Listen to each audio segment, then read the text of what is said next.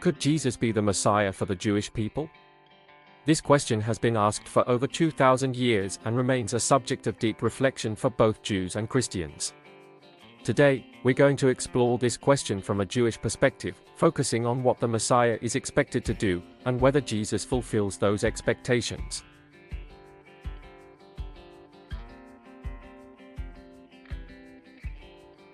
In Jewish tradition, the Messiah, or Mashiach, is a human being, an anointed king from the line of David, destined to bring profound changes to the world.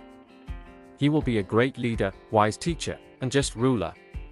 The Hebrew Bible, particularly the books of Isaiah, Jeremiah, and Ezekiel, outline the expectations of the Jewish Messiah. He will gather the Jewish people from exile and return them to their homeland. He will rebuild the Holy Temple in Jerusalem. He will bring an era of global peace.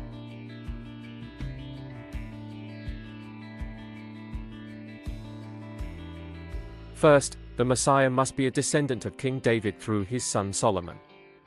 This requirement is non-negotiable in Jewish tradition. Jesus, according to the Christian Gospels, was born to Mary, a virgin, through divine intervention. This raises a significant problem from a Jewish perspective. Jewish law requires that lineage passes through the father, and Jesus. Additionally, while the Gospels of Matthew and Luke offer genealogies linking Jesus to David, these genealogies differ from each other and present challenges when viewed through a Jewish lens.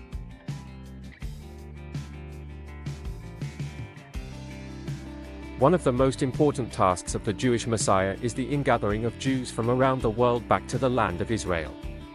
This has not happened in the lifetime of Jesus. In fact, following Jesus' death, the Jewish people faced the destruction of the Second Temple and were scattered even further across the globe. The modern return to Israel, which began in the late 19th century and culminated in the establishment of the State of Israel in 1948, is seen by many as a significant event, but it wasn't led by any individual claiming to be the Messiah. The global ingathering of Jews remains incomplete, and no messianic figure has yet accomplished this.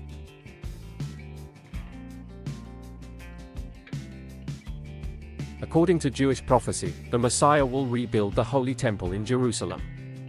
This temple, the center of Jewish worship, was destroyed in 70 CE by the Romans, decades after Jesus' death. Jesus did not rebuild the temple, and the continued absence of the Third Temple is a significant reason why the Jewish people do not accept him as the Messiah.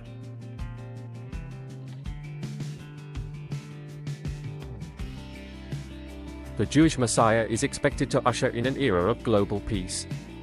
As Isaiah famously said, "Nation shall not lift up sword against nation, neither shall they learn war anymore." While Jesus' teachings emphasize love and forgiveness, his life did not bring about this era of peace. The world has continued to experience wars, violence, and division in the centuries since. Moreover, the Messiah will bring about universal knowledge of God, uniting humanity in the worship of the God of Israel. While Christianity has spread globally, it diverges significantly from Judaism in its understanding of God.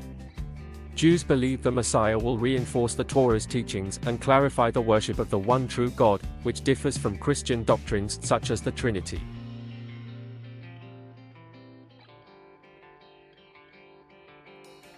From a Jewish perspective, the Messiah has not yet arrived. The continued existence of war, the absence of the Third Temple, and the lack of a global, united recognition of the one God point to a future figure who will accomplish these tasks. For Jews, the Messiah remains a figure of hope, someone yet to come, who will lead humanity into an era of justice, peace, and spiritual enlightenment. Could Jesus be the Messiah for Jews?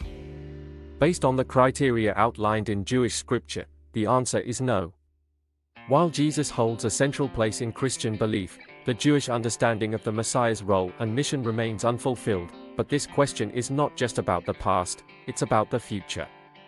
The Jewish people continue to look forward to the arrival of the Messiah, a figure who will transform the world in ways yet unseen.